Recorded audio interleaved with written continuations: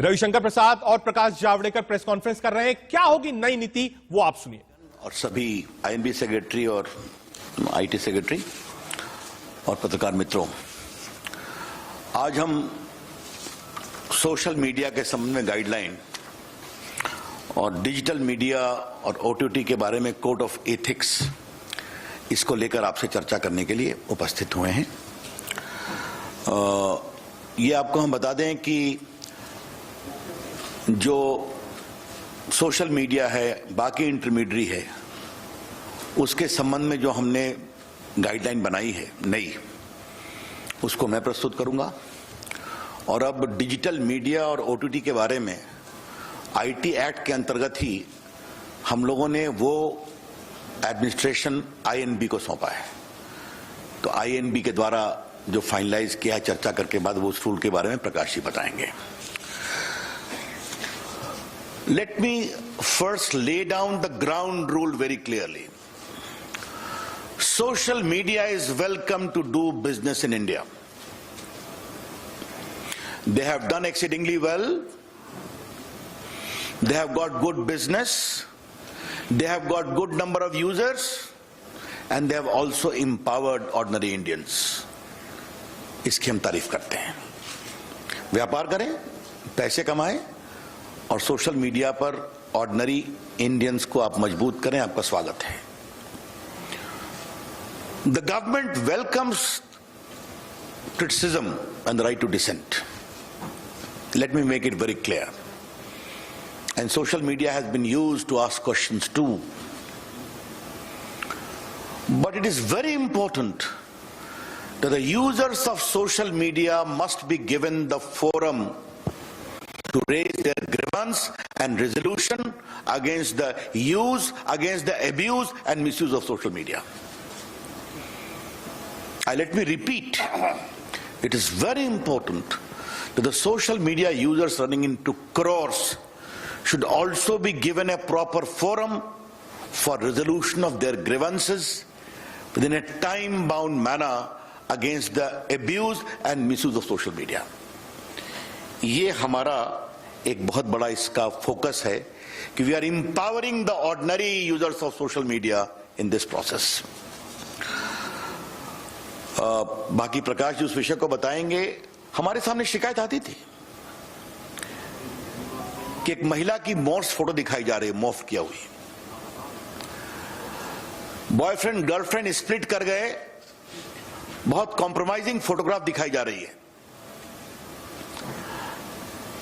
ऐसे ऐसे प्रेजेंटेशन आ रहे हैं सोशल मीडिया में which cannot be called civilised from any point of view, impinging upon dignity, compromising the civilized norms of existence. ऐसी शिकायतें हमारे पास बहुत आई थी।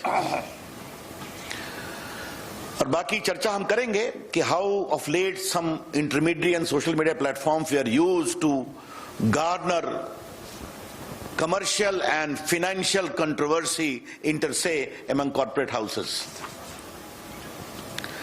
हमारे सामने ये भी शिकायत आई थी कि सोशल मीडिया को आजकल क्रिमिनल, टेररिस्ट देश में chaos, mayhem, वायलेंस को प्रमोट करने के लिए also from across the border कार्रवाई कर रहे हैं। मैं आपको बताना चाहूंगा, the basic essence of this is what? I would say it a soft touch oversight mechanism, where we are insisting upon the platform to develop the mechanism and have a robust redressal of grievances. और अब जब प्रकाश जी अपनी बात कहेंगे तो वहां भी एक सॉफ्ट टच मैकेनिज्म है, where the platforms be the OTT और digital platforms are being emphasised to have a proper mechanism. ये हमारा फोकस है, ये समझना चाहिए। मैं I am wish to share some statistics to you. Bharat में व्हाट्सएप के यूजर्स हैं 53 crore, YouTube users are 44.8 crore, Facebook users are 41 crore, Instagram users are 21 crore, and Twitter users are 1.75 crores. This is a good number. We are very happy about it. Indian users are using these platforms and they are also making good business case. Welcome. But what has happened, as I indicated in the very beginning, concerns are being raised over the years about rampant abuse of these social media platforms. ये आपके court के सामने बात आई है, parliament के सामने बात आई है, सिविल सोसाइटी ने बात उठाई है, और फेक न्यूज का तो ये हाल है कि आजकल मैं टीवी चैनल्स को देखता हूं कि वो भी एक फैक्ट चेक मशीन रखते हैं. जब प्रकाश जी ने यहां फैक्ट चेक शुरू किया तो हमने कहा नई बात है, but now I see many channels are having a fact check machine. Therefore this only confirms the rampant spread of fake news. और बाकी financial fraud, incitement to violence, ये सब चीजें चल रही थी. तो ये हमने देखा कि जो इंडिया में सोशल मीडिया का एवोल्यूशन हुआ है, many became as an intermediary, then became the social media, some became publishers overnight. ये भी अपने आप में एक डेवलपमेंट हुआ है, ये आपको हम बताना चाहते हैं. आज का हमारा rational and justification for new guidelines क्या है, मैं 4-5 पॉइंट आपके सामने रखना चाहता हूं, और ये बहुत इंपॉर्टेंट है. आपको एक व्यापक प्रेस रिलीज मिलेगा. Supreme court around 11 December 2018 in the Pranjwala case asked us to frame necessary guidelines to eliminate child pornography, rape, gang rape images, videos and sites in content hosting platform and other applications. Supreme court ने फिर 24 September 2019 को मेरी ministry को direct किया कि please have a new guideline completed at the earliest. Our secretary, Mr. Ajay Sani, had filed an affidavit in the court. He will be doing by this year beginning itself. Rajya Sabha में 26/7/2018 को calling attention motion हुआ था fake news पर, एबियो social media पर. And all the members of parliament urged me to take action, and there is my assurance on the floor of the house कि we will improve the entire guideline.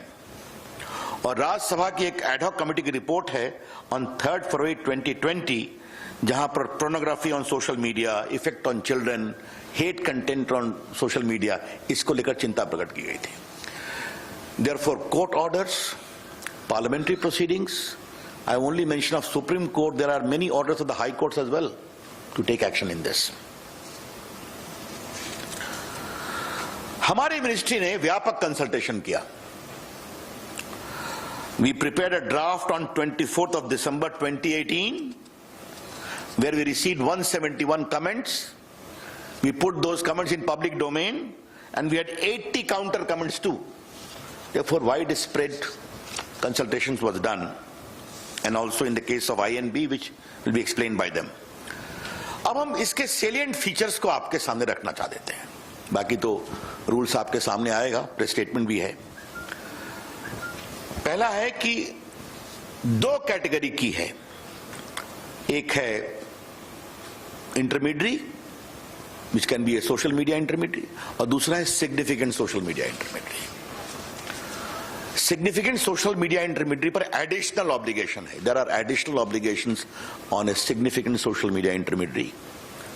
We shall notify the users number for a significant social media intermediary very soon. Who will be those? पहला है कि आपको एक grievance redressal mechanism रखना पड़ेगा, and इस grievance officer का नाम भी आपको रखना पड़ेगा. Who shall register the grievance within 24 hours and disposal in 15 days. That is very clear. Second, if there are complaints against the dignity of users, particularly women, that expose their private parts of individuals, or nudity, or in sexual act, impersonation, etc., you will be required to remove that within 24 hours after a complaint is made. This particular provision is designed to respect the dignity of the women of India and anyone else. It's very clear. उसके बाद मैंने बता दिया आपको कि 2 प्रकार के social media होंगे. तो जो सिग्निफिकेंट सोशल मीडिया होगा उनको 3 काम करना पड़ेगा। पहला, you will have to have a chief compliance officer resident in India, responsible for ensuring compliance of the acts and the rules. Second, a nodal contact person resident in India for having 24/7 coordination with the law enforcement agencies. तो पहला हो गया chief compliance officer, दूसरा हो गया nodal contact person, तीसरा है appoint a resident grievance officer who shall perform the grievance redressal mechanism as I indicated. And next is, you must publish a monthly compliance report कि आपके पास कितने complaints आए, आपने उन पर क्या कार्रवाई किया और क्या रिड्रेसल किया. Therefore, just to concretize, we are empowering the ordinary users of social media and other intermediaries. You must have a robust grievance redressal mechanism, instituting the complaint within 24 hours, redressal within 15 days. You must have a chief compliance officer for significant social media. You must have a nodal contact person. You must have a resident grievance officer, all residing in India. And you must give a monthly compliance report. ये बहुत स्पष्ट है. उसके बाद एक सवाल आता है फर्स्ट ओरिजिनेटर का कि खुराफात हुई, but who was the creator, who was the first creator of the mischief? बार बार चीजें रीट्वीट पर ट्वीट होनी शुरू होती हैं, कई बार महम शुरू हो जाता है ऑन व्हाट्सएप, मॉब लिंचिंग में. तो फर्स्ट ओरिजिनेटर कौन है, इसके बारे में बताना पड़ेगा. This first originator will not, we don't like to have the content, क्योंकि कंटेंट तो बाहर आ जाता है, कई लोग ट्वीट रिट्वीट करते हैं. हु बिगैन द मिस्चीफ, ये आपको बताना पड़ेगा. ये मिस्चीफ अगर भारत के बाहर से हुआ है तो भारत में उसको किसने शुरू किया, ये बताना पड़ेगा. I repeat, the social media platforms upon being asked either by a court order or by the government authority will be required to disclose the first originator of the mischievous tweet or message, as the case may be. And this should be only in relation to sovereignty and integrity of India, number one.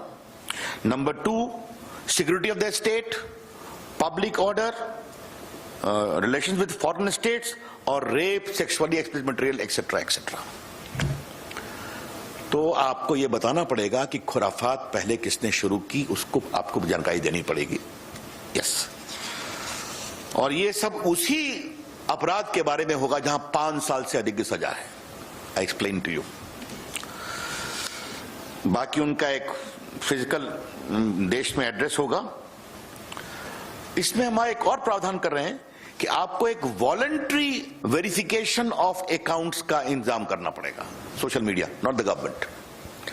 The social media platform must have a provision for voluntary verification mechanism of the users.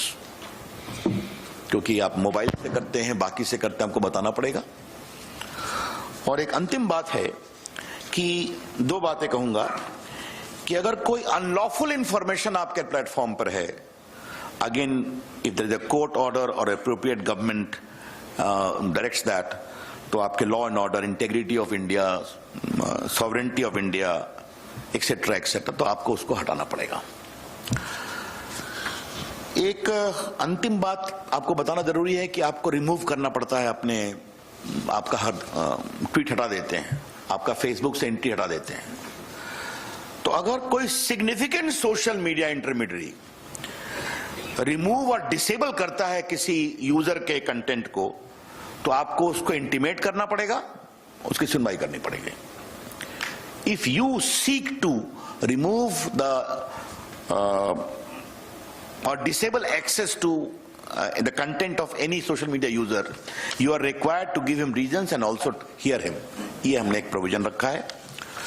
मित्रों, ये जो significant social media के लिए जो हमने कानून बनाया है, वो 3 महीने में हम लागू करेंगे ताकि वो अपनी मैकेनिज्म को इंप्रूव कर लें. We'll be giving a window for 3 months for significant social media and the rest will come into effect from the day the rules are notified. That's all from my side. Over to Prakash. Ravi ji बहुत धन्यवाद। जैसे आपको पता है कि नई technology का एक अच्छा फल है कि डिजिटल मीडिया न्यूज पोर्ट्स भी बन गए, न्यूज पोर्टल्स बन गए। वैसे ही ओटीटी प्लेटफॉर्म आ गया, लेकिन एक फर्क रहा कि जो आप लोग बैठे हैं प्रिंटिंग प्रेस से जो आते हैं, उनको प्रेस काउंसिल का कोड फॉलो करना पड़ता है। लेकिन ऐसा डिजिटल मीडिया पोर्टल को कोई बंधन नहीं है। यहां टीवी के लोग हैं, उनको केबल नेटवर्क एक्ट में जो प्रोग्राम कोड है वो उनको फॉलो करना पड़ता है, लेकिन ओटीटी प्लेटफॉर्म्स को ऐसा कोई नियम नहीं है। और इसलिए सरकार ने यह समझा कि एक लेवल प्लेइंग फील्ड होना चाहिए। All media platforms must have the same justice system, और इसलिए डिजिटल हो, प्रिंटिंग हो, टीवी हो, ओटीटी हो, कुछ नियमों का पालन करना पड़ेगा, कुछ प्रोसेस सेट करना पड़ेगा। और लोगों की मांग भी बहुत थी। लोगों की मांग, रोज सैकड़ों पत्र मंत्रालय में आते हैं। इस बार इस सेशन में ओटीटी प्लेटफॉर्म पर 50 प्रश्न पूछे गए, दोनों सदन में मिलकर 50 क्वेश्चंस। देश भर में इस विषय की कितनी चर्चा है, इसका ये उदाहरण है। और उसके बाद हमने ओटीटी प्लेटफॉर्म्स के साथ दिल्ली, चेन्नई और मुंबई में उन उद्योगों के सभी लोगों को बुला के विस्तृत चर्चा की। मैंने खुद दिल्ली में 2 मीटिंगें बुलाई, और पहले मीटिंग में मैंने ओटीटी प्लेटफॉर्म को कहा कि आप सेल्फ रेगुलेशन बनाओ जैसा टीवी वालों ने बनाया है, लेकिन नहीं हुआ दुर्भाग्य से। फिर मैंने एक बार फिर मीटिंग बुलाई और कहा कि 100 दिन में बनाओ, लेकिन वो भी नहीं बना। बाद में कुछ नोट बनी थी जिसमें कोई सेल्फ रेगुलेशन, बाहर कोई आदमी भी नहीं था। और इसलिए हमने तय किया कि एक इंस्टीट्यूशनल मैकेनिज्म सभी मीडिया के लिए होना चाहिए, क्योंकि मीडिया की आजादी लोकतंत्र का आत्मा है। Both we have fought for maintaining press freedom and have gone to jail during emergency. But let me also tell you that every freedom has to be responsible freedom. और उसके लिए we have decided to have 3-tier mechanism for OTT platforms.